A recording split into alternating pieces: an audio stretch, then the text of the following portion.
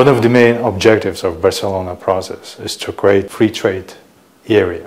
In order to negotiate, you have to have a good international trade statistics, especially those in those areas where negotiations are taking place. And therefore, you have to have comparable statistics, which detail of the statistics might go below existing international classifications, such as harmonized system. Une caractéristique importante et assez particulière des statistiques du commerce extérieur, c'est qu'il y a toujours au moins deux mesures de chaque flux. Donc c'est assez rare dans les statistiques économiques, mais là c'est à la fois, je dirais, un défi et une chance. Donc c'est un défi parce que tous les problèmes peuvent se voir. Par exemple, si un pays ne prend pas en compte les échanges de certains biens, son partenaire, lui, a toutes les chances de le prendre en compte. Donc il y aura un problème. C'est une chance pour les statisticiens du commerce extérieur de pouvoir faire ce qu'on appelle des exercices sur les asymétries du commerce bilatéral. Dans le cadre du programme Medstat, nous avons un peu généralisé cet outil et procédé à des études bilatérales entre l'Union européenne et la plupart des pays méditerranéens. Et nous avons également opéré ce genre d'exercice entre plusieurs pays méditerranéens eux-mêmes. Et les résultats ont été assez fructueux et ont permis de bien comprendre ce qui se passait dans chaque pays méditerranéen d'une part, et également, dans certains cas, de déterminer des erreurs ou des anomalies détectées dans les statistiques de pays membres de l'Union européenne. L'instrument qu'on a utilisé, c'est l'instrument des statistiques miroirs.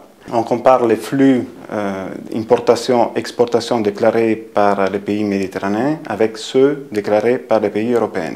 L'asymétrie, c'est la différence entre les données déclarées de la part d'un pays, soit à l'importation ou à l'exportation, avec les données miroirs déclarées par un pays partenaire. Les résultats qu'on obtient à travers une étude miroir sont très significatifs car ils peuvent être pris en cause par les pays et donc ces pays même prévoir des changements dans leur méthodologie et aussi dans la collaboration entre administrations. En Égypte, lors de ma mission, j'avais découvert qu'une grande partie du commerce rentrait dans des zones de libre-échange et que donc n'était pas inclus après dans les données du pays. Et ceci avait un impact très significatif parce qu'on parlait à l'entour de 40% du commerce global de ces pays.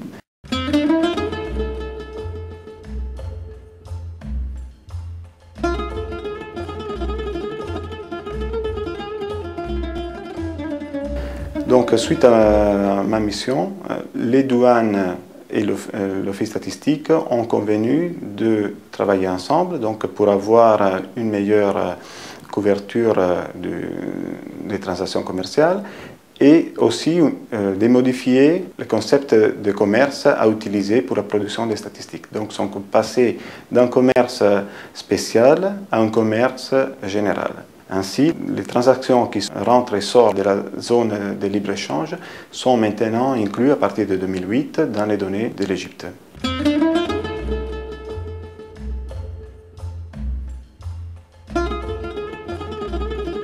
Dans certains pays, il y avait une duplication de la base de données. Une base de données qui était gérée par les douanes et une base de données gérée par l'Office statistique. Ils ont compris, les administrations nationales, qu'une grande amélioration de la qualité finale pouvait être obtenue à travers la gestion d'une base de données unique, afin de ne pas avoir dans le même pays deux administrations qui produisent des données statistiques divergentes. Donc des exemples d'anomalies qui ont pu être identifiées sont liés, pour commencer par exemple par des pays de l'Union européenne, par la prise en compte des mouvements de réparation. Pendant longtemps, l'Union européenne prenait dans son commerce extérieur des avions qui venaient être réparés en Europe au prix total de l'avion, alors qu'en toute logique, ces mouvements auraient dû être exclus. Au Maroc, au cours d'une étude des asymétries avec l'Union européenne, cette étude a permis de faire constater aux responsables marocains que depuis quelque temps, ils ne prenaient plus en compte les importations d'électricité par le Maroc, depuis l'Espagne en particulier. Et donc, grâce à cette étude, des corrections vont pouvoir être effectuées rapidement. Il est important d'avoir à l'esprit qu'il existe deux grandes catégories d'asymétrie. Une première partie des asymétries peut s'expliquer par la mise en œuvre normale des recommandations et des définitions internationales. Donc je ne vais pas entrer dans les détails, mais ce genre d'asymétrie est normal. Et donc ce qui est important, c'est de les identifier, de les mesurer et de les expliquer. D'un autre côté, il existe un deuxième type d'asymétrie qui, elle, résulte d'une mauvaise application des recommandations internationales. Et par exemple, un exemple très simple, c'est la non-déclaration ou la non-prise en compte de certaines transactions.